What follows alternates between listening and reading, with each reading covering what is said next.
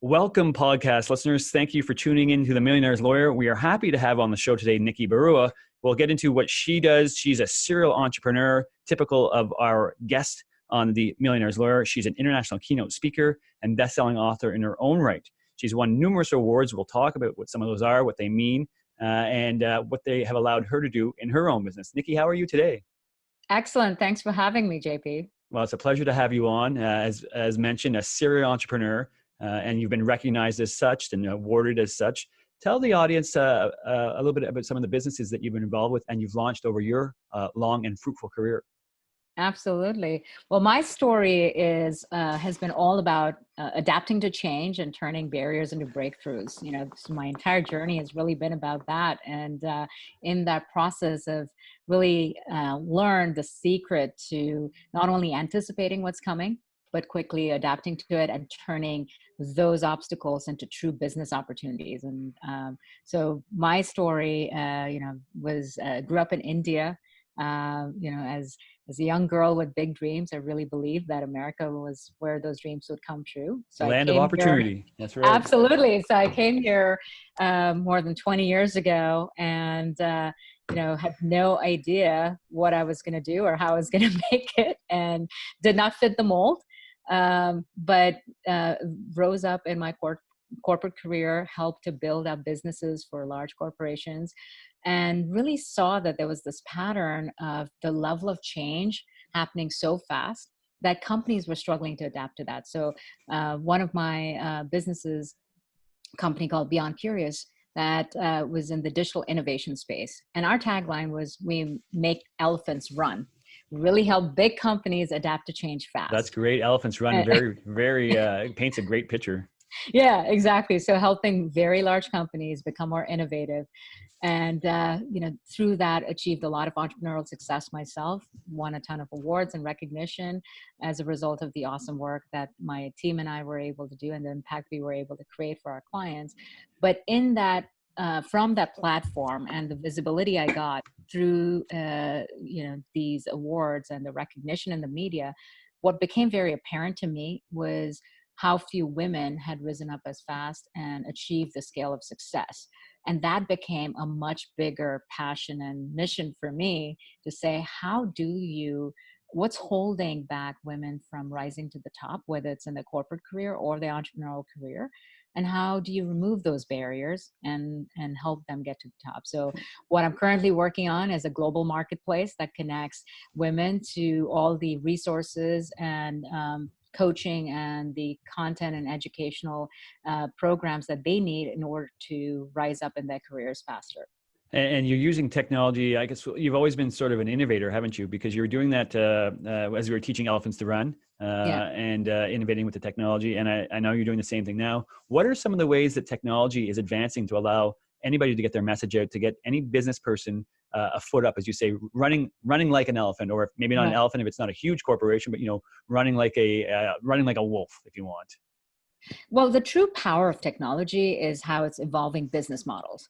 Oftentimes we confuse the power of digital or technology with just about marketing, but that's a very small element of it, right? You can create funnels for building your business and use Facebook ads and all of that, but that's just a marketing portion of it. The true power is fundamentally rethinking what the business model is about. So if you look at some of the best examples in our world today, Airbnb, for example, got bigger than Marriott in 5 years since it started, right? It took Marriott some 90 years to get to that size, and Airbnb was able to do that in just 5 years because it had a completely different business model. And I think what digital is doing is disrupting traditional models. So if you are in any kind of business, you have to think about how automation and artificial intelligence and marketplaces are going to change the nature of business. So yes, there's going to be a lot of disruption, a lot of businesses and jobs will go away, but it also creates massive opportunities. So it's creating a new kind of world of haves and have-nots, where there are those that are inventing the future and those that are getting left behind. Yeah, absolutely. We see that regularly, different industries. What are some of the places that are going to lead, or when you say these opportunities, where do you see some of the greatest opportunities? Well, the biggest opportunities are for the really, bold, brave entrepreneurs that are able to see traditional industries and the rote work that's being done and being able to digitize that. I think that opportunity is massive. In the next 3 years, approximately 60% of the traditional work is going to get automated. Now, you're in the legal business. Think about the number of things that happen in running in the law profession that could be automated or done with Yes. artificial intelligence. There's going to be law firms that will still continue to practice the old way. And then there'll be, lawyers and innovators that will look at their own profession and say, how could this be completely different? And essentially what happens is the work that robots can do will get automated and become more intelligent. But there are certain things that robots cannot do: empathy, emotional intelligence, creativity, complex decision making. That is what we will get valued for more as human beings. And we become more advisors and consultants and doing higher level work. And that's the real opportunity. So really kind of shifting, you asked about what is the opportunity. Well, the opportunity is twofold. One, where can technology really automate things where you can massively scale up and create entirely new business models? Or how do you shift yourself into really, really high-end work that cannot get automated? Yeah, so that's, I think, the key, isn't it? The really high-end work, the real expertise, that won't be automated. So we'll always have a skill set that's required, or an expert will always be required. Although business people need to be very mindful of the reality that AI and machine learning and robots, perhaps in the manufacturing sense, are going to replace a lot of the mundane, a lot of the regular, and need to organize business accordingly, don't they? Absolutely. I think we have to be, as entrepreneurs, we have to disrupt ourselves before we get disrupted. I think any responsible entrepreneur needs to be looking at their industry, at their own business, and saying, how could this completely get wiped out? And what can I do in order to get ahead of that curve? The real talent now is becoming an agile learner, someone who's able to constantly learn new things, but more importantly, see around the corners. Because if you're looking straight ahead and saying, this is what I do, I'm top of my game, I'm crushing it, I'm, building a 7-8 figure business, I'm safe. Not really, because there are things that, Amazon crushed a lot of very successful businesses literally overnight. So did Airbnb or Uber, right? So your ability to predict and anticipate what's coming, and then your ability to learn so you can acquire new skills and new competencies and new business ideas is what will get you ahead. Yeah, really important to keep that in mind. You talk and you mentioned the need to learn. Obviously, in addition to listening to this podcast, where would be ways when you would suggest that listeners might, in order to keep themselves at the razor's tip, at the edge of where we are in terms of the materials that are available to allow us to predict the future? Where would you point people to? What are some good sources for you as you do your own thinking? Yeah, and that's a great question. The need to stay ahead of the curve means that you have to constantly feed your mind and constantly stay on top of trends, or actually be able to predict trends even. Yeah. And that means we're feeding ourselves with lots of sources. I look at sources from two different angles that are my favorite ways of learning. Follow the masters across industries, not just in your industries. Yeah. Look at the trend makers, look at, what they're thinking about, talking about, obsessed about, what they're experimenting with. So follow the masters. And second is follow the money, meaning where's the investment capital going? Because if there's capital going into a certain type of technology or a certain type of business model or industry, that eventually that's going to become the norm. And if that trend disrupts your business, you got to think about how the money and the capital flow is going to change the nature of business. So follow the masters and follow the money. You're bang on with that, Nikki. The reality is that we're watching a lot of money, a lot of the capital is moving into AI right now. So we know that a lot of the thought leaders, the people that think about what the future is going to look like, they're saying that AI is the place to be. Obviously, we just finished discussing that as well. So all business people need to be mindful of the reality that it is going to be AI based. So how does that I mean, I appreciate you're not an expert in AI, and I know that you built a lot of businesses in your own right. But if you're building a business now in the services industry, we even, we talk about the law firm or the type of coaching advice that you provide to people. How is AI going to impact these types of businesses? Yeah, service-based businesses in particular are going to get affected significantly by AI. And, one of the misperceptions and myths about AI or just this technology disruption is that, well, I'm not in the tech business, so it's not going to affect me. Or I'm not a techie, I don't know what to do about it. So Yeah. somewhere between denial and inertia, it's kind of like, well, I'm safe in my little bubble, right? And I think that's a dangerous position to hold, because the reality is that AI is growing at such a rapid pace that it's literally eating the world, right? So you have to get ahead of that.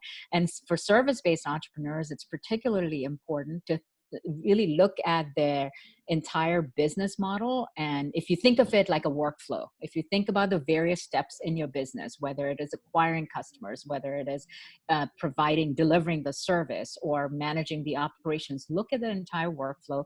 Think about what can easily be done with an intelligent machine. So even if you're not implementing AI, recognize that someone somewhere is building something to do it faster, better, cheaper. There are so many services today, SaaS-based platforms and services, that you can leverage to actually reduce your cost of operations. You could automate certain functions without having to build the technology yourself. I think that's the power of technology, is getting democratized. So you don't have to be the one to invent it, but you should be the one to adopt it. And as you look at automation of your workflow, focus your energy on really the high-end services and distinguishing yourself. As you mentioned, it's expertise is going to be really important. Mm-hmm. But the world is going to be filled with so many experts that it's going to be very hard to figure out who to do business with, who to trust, and who is different from the other. So the value of personal brand has never been greater. And Yeah. that's why your ability to be a true thought leader and industry influencers matters more than ever before. Yes, and that's absolutely the case. It's only going to become more so because, as you say, we're inundated now with information, and we're inundated with people that say that they're an expert in an area or have an understanding of the way things are going to be. And the reality is, we need to be able to sort through that. And I think we're going to even use AI to do just that. Yeah. People will be using AI to sort through the list of experts that are there to arrive at an expert who's perhaps not using AI in the delivery of their expertise, but they're using AI to ensure that people can find them, aren't they? Yeah, absolutely. What's interesting about the world we're living in is it's almost creating so much confusion and chaos and glut of, it's commoditizing a lot of different things. So there's more volume of everything. No matter where you look, you go on Facebook, there's, 10,000 coaches pitching the same exact thing. Exactly. You want to be in the B2B world and you're service-based entrepreneur serving that. Well, there's a lot of companies and entrepreneurs and experts that look just like you. It forces us to really get focused on what we want to be known for. And you can really be known for something that you're not truly passionate about. So in some ways, the chaos is forcing a level of clarity for the individual. So if you're an entrepreneur and you're trying to do it all and you're trying to serve everybody, the environment and the competition is going to force you to pick the one thing that you want to truly dedicate yourself to being number one and being known for it. Yeah, and get yourself known that way, right? So how does your backstory is fascinating. I know a little bit about it, but how does a young woman from India come and carve out this success for herself? I guess first, as we talked about in California, and now Dallas. How do you do that? Yeah. What's your path to get to this point? I think it looks a lot like a video game. You start out at level 1 with a certain set of skills and tools and confidence level, and you keep hitting those obstacles, and you finally figure out how to get past them. And you get to level 2, and then you realize, oh gosh, those obstacles just got It bigger. So I starts all better over have again. better Yes. skills, better strategies, and more confidence. And I think my journey has been exactly that. I mean, I came to this country with literally nothing other than big dreams and a suitcase full of unfashionable clothes. And what I have learned throughout my journey is that your ability to adapt to change and adapt to change fast, and which is why I really believe we're living in times where it's survival of the fastest, not just the fittest, Yeah. right?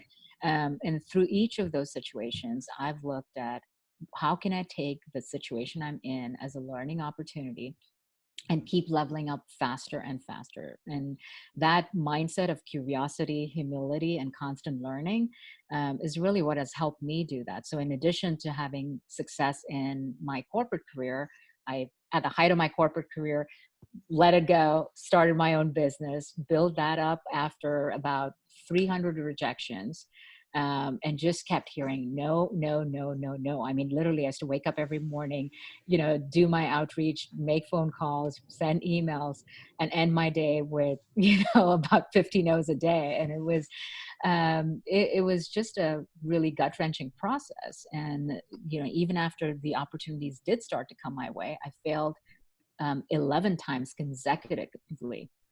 But the fact that I didn't give up, and every time I failed, I went back to the client and asked for feedback. And I said, what could we do better? How can we close the gap between what you really want and need versus what we're proposing? And that gap kept getting smaller. And after the 12th try, went on to build a multi-million-dollar global business. And so each of these experiences has fundamentally taught me that our ability to not only overcome adversity, but to keep getting better and to have a resolute focus on the customer, and think about what they need before they ask for it, is really what helps to set us apart. Again, thinking ahead of the curve, right? Or trying to predict the future. Yeah. So I hear from what you just described there. I mean, one of the attributes is obviously tenacity. You sort of kept working to determine the best way or best course of action. What are what's some guidance you'd give to a young woman or a young man that's launching a business right now that is looking to grow it in the same fashion that you have grown your own? Yeah. Three things really, when I look at my experience, as well as having studied a lot of very successful entrepreneurs around the world, there are three things that absolutely stood out. Number one, clarity. You've got to have the clarity not only on what makes you unique, what your unique competencies and strengths are, but more importantly, how they matter to the customers you want to serve. Whatever niche you want to serve, you've got to be absolutely clear. Just unbridled enthusiasm doesn't create a business. You've got to have clarity first. Once you have the clarity, it's great in theory, but nothing will work unless you take action, and take massive action, which requires courage. So courage is number two of, being, stepping into the things that you're fearful about. And the specific tip that I would give when it comes to courage, and this is the same advice I would give to Fortune 500 companies in terms of innovation: make a big problem smaller. Oftentimes we get overwhelmed by things we're fearful about because we make the problem bigger. When you make it really small and take tiny, tiny actions, even if you fail, your failure is tiny. And if you succeed, your success stacks up and it builds confidence. After courage comes conviction. It's one thing to take that first step, but your ability to constantly have almost that habitual, learning and adapting is what will help you succeed. I'm sure in your experience, you've had the same, JP, is that the businesses that we first envision, our original idea, oftentimes is not what the business ends up becoming about. You learn, you keep evolving, you keep iterating, you keep pivoting. But that takes the tenacity, the resilience, even the right mindset, most importantly, because it's very easy to say, why me? Or gosh, yet another no. Or why can't I just get a break? But your ability to stay focused, think of failure as feedback, and keep going and keep improving. I think that process, if you get the clarity, courage, and conviction, you will go beyond barriers. Yeah, those are the keys, as you say, and sort of very much from what we were discussing before, is getting yourself through the maze or the sheer volume of others that might be out there, and clarity is going to allow you to get to that place, or get your message out in the right way. Some of the courage and conviction to bring it about. Yeah, we're living in times where it's never been easier to become an entrepreneur in some ways. All you need is an internet connection and a website, and you can find clients somewhere, especially as service-based entrepreneurs. It's extremely easy today because there's 4 billion people connected to the internet, and someone somewhere is going to have a need for you. But it also creates a different kind of challenge. That is, if it's that easy, there is no barrier to entry, which means if it's easy for you, it's equally easy for, 1,000 other people just like you. So your ability to differentiate yourself and create more value and have an irresistible offer that stands out and a brand that stands out is what will allow you to sustain the business. It's easy to start. It's becoming a lot harder to sustain businesses. That's right. Yes. And you've built your own quite effectively. Let's talk, if you don't mind, tell the audience a bit about your brand and how you've been building it and the type of things that you're working on now. Yeah, so my brand really got built as I became known as the Darwin of the digital age, because everything that I advocated for my clients and the innovation work that I did wasn't just about coming up with new product ideas and new service ideas. It was fundamentally about how do you innovate fast?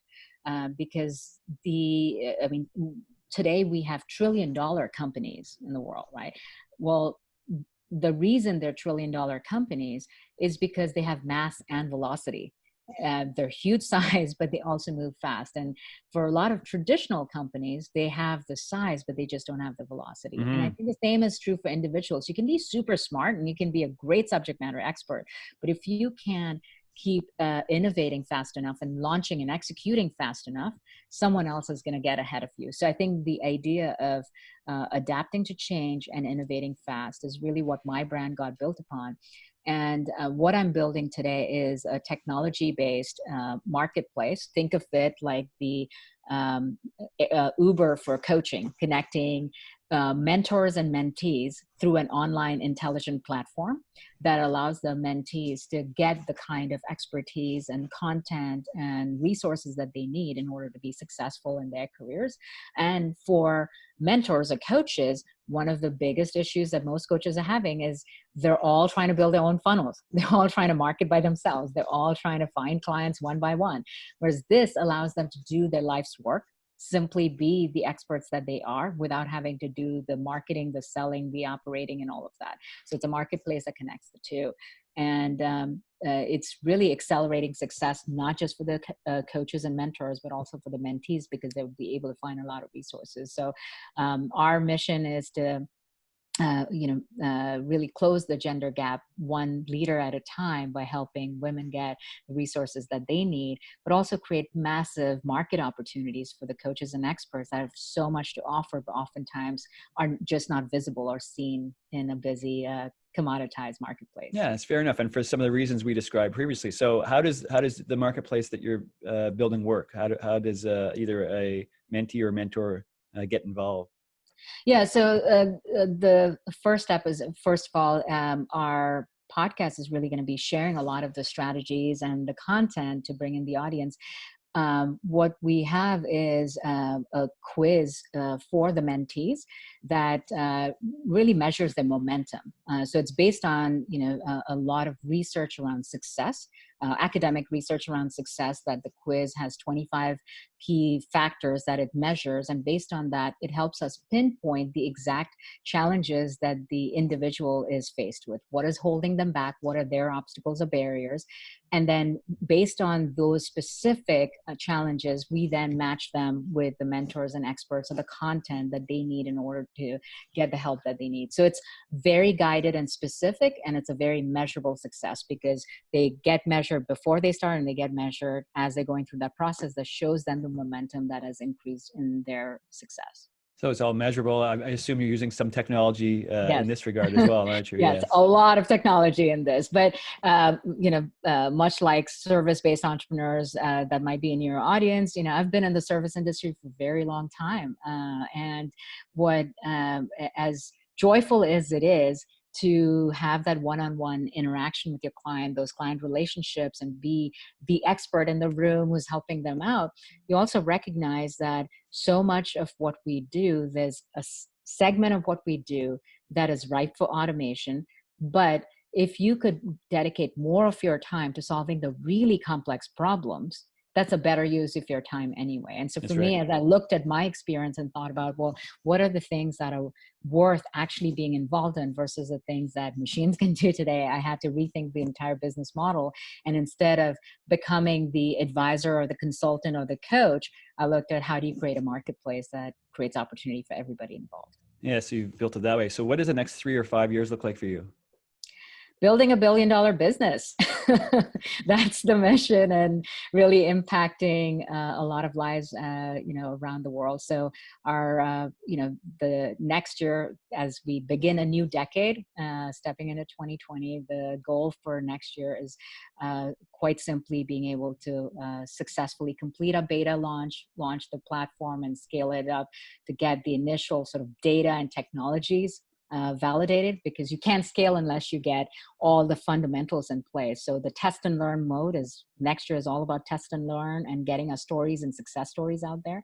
And from there, the goal is to expand not only in North America, but quickly, expand into Asia and other regions that will help us reach large markets. You expect to have global reach here with this, and it only makes sense, as you say, that the 4 billion connected people will be looking for something like this. How are you funding this, or what is obviously some expense to getting yourself to the spot where you become a global platform like this. What is it looking like at this stage, and what does future funding look like for you? Yeah, I think the fundraising is going to be a very important piece of this. At this stage, I've been fortunate to be able to fund it myself with the initial part of it.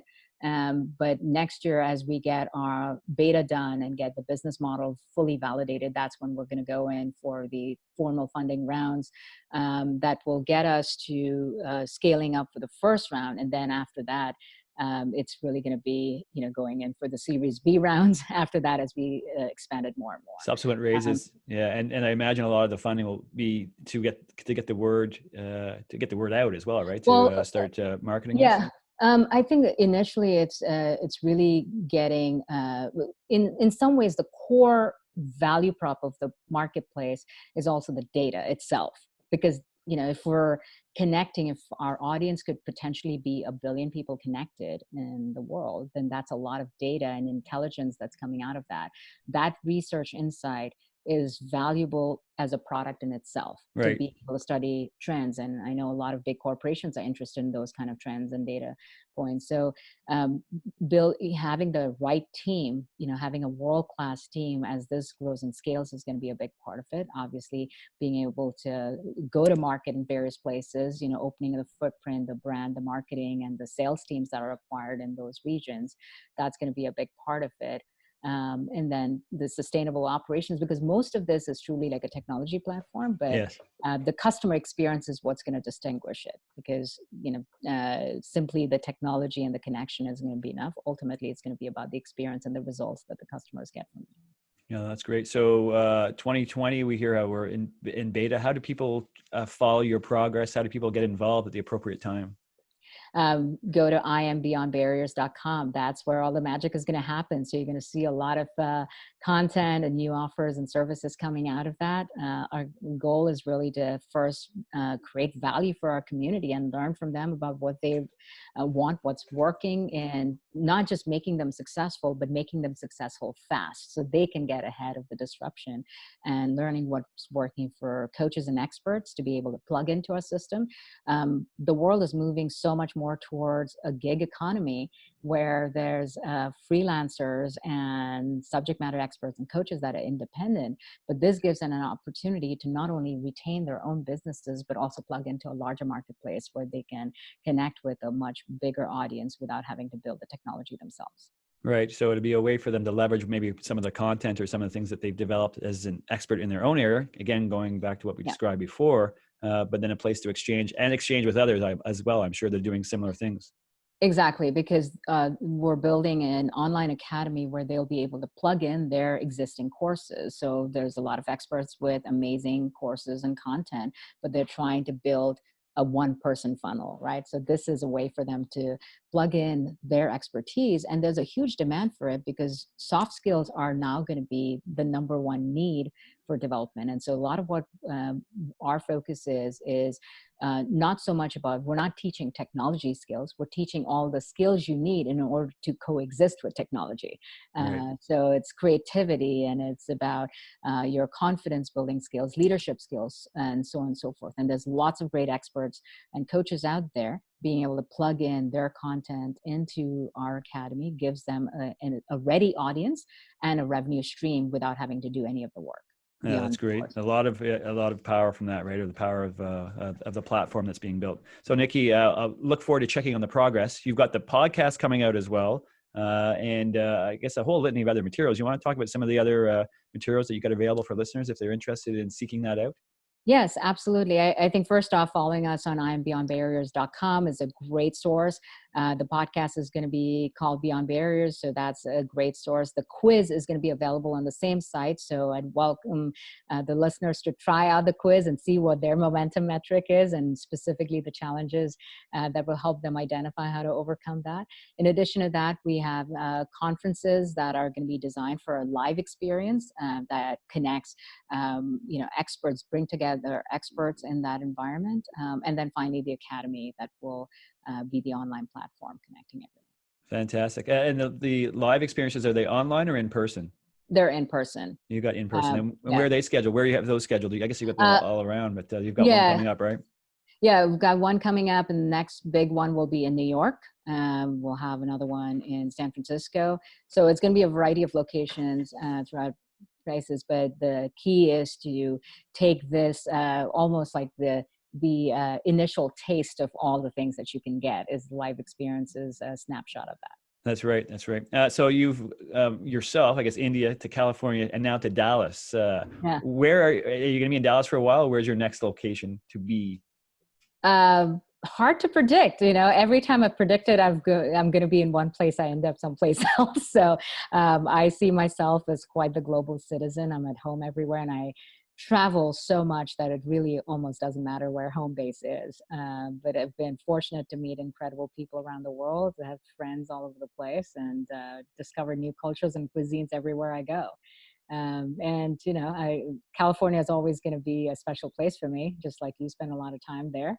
LA was home for a long time, and next stop, who knows? Yeah, exactly. I mean, the Bay Area is where I made my home, and obviously there's always a calling and reasons and excuses to get back there. And I'm sure that you're doing they're very much the same thing. So I appreciate that as well. So, I mean, we look forward to checking with your progress and having you back on the show. Of course, we're here to support it as well. Millionaires Lawyer and our audience are people that have growing and selling businesses themselves in their own right. You've obviously done this a number of times in the past and coached others to get there and been recognized for doing so. I just want to talk about some of the awards that you've won and maybe give the audience some perspective as to what they are. I know that you won the Entrepreneur of the Year by ACE, and you're named as an EY North America Entrepreneur Winning Woman as well. That's a pretty major award, isn't it? Yes, it is. In fact, full disclosure, when I got the call that I was selected, my first reaction is, you must have the wrong number. Yeah, really? Can you just come again? I was so concerned that they did the wrong math and somehow it doesn't make sense. It's imposter syndrome that every successful person deals with, right? That no matter how many achievements we have, it's always hard to fully accept that is where you've arrived. And I think, first off, I've been honored to, get all of these recognitions and awards. And each one, I think I've seen them as not only an acknowledgement of what it takes to get to that level, which is truly about team more than anything else. No one person can ever create success. It's always a great team that's behind that. And a great team doesn't always come together unless there's a big mission that guides them, and having a clear mission, having a great team that is unified by that mission, and, being able to take massive action every single day, no matter what comes in your way, is really what these awards signify, accomplishments of that.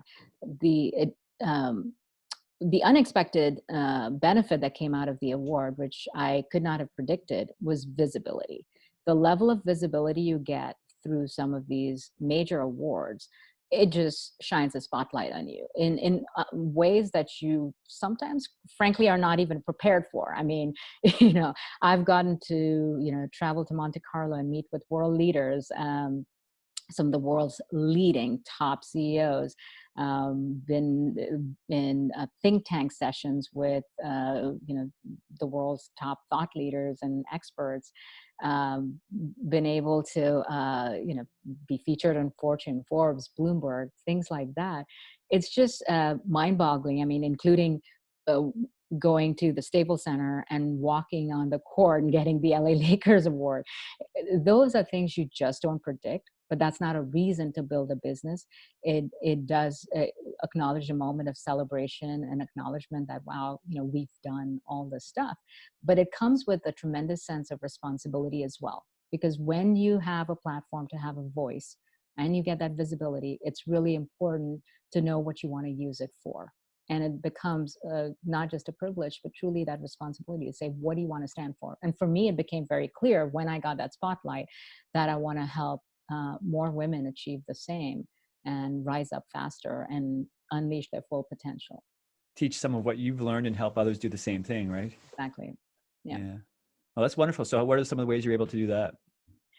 So that's what my current platform is about. That's where the idea really originated, was coming out of that, of recognizing that the things that hold most entrepreneurs back, or most people from even stepping into entrepreneurship, oftentimes it's just lack of clarity and confidence. And where our fears become so debilitating that an idea just remains an idea. Mm-hmm. And if we have the exact strategies that allow us to make those big problems smaller, and to learn how to take intelligent action and keep adapting to change, that's really a process of innovation. It's the same exact thing that big companies do, trillion-dollar companies use to innovate and come up with new products. It's no different for a human being. It's the same process of innovating yourself. That's right. And, from the way we began this conversation, getting the elephant running, right? It's to use the elephant analogy further, it's like taking one bite at a time, isn't it? Just one step at a time to start putting the things into place. Well, Nikki, really enjoyed our chat today. We'll put in the show notes some of the ways to contact you and some of the things that you described here. So anybody listening, please do feel free to follow up with those.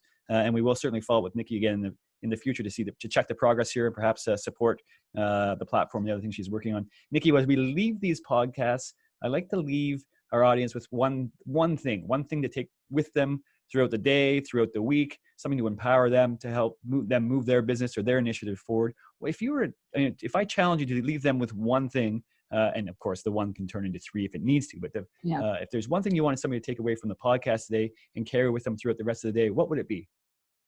Be clear about what you want to be known for. And one simple tip for doing that is, most of us have LinkedIn profiles or our social media profiles. Think about what you truly want to be known for that's going to make you stand apart in a very, very crowded and competitive world. And then go ask 10 people that are your target audience to look at your profile without guiding them. Have them look at your LinkedIn profile. Have them read everything that is out about you on, on Google or on the internet, and ask them what is the one word that they would use to describe you.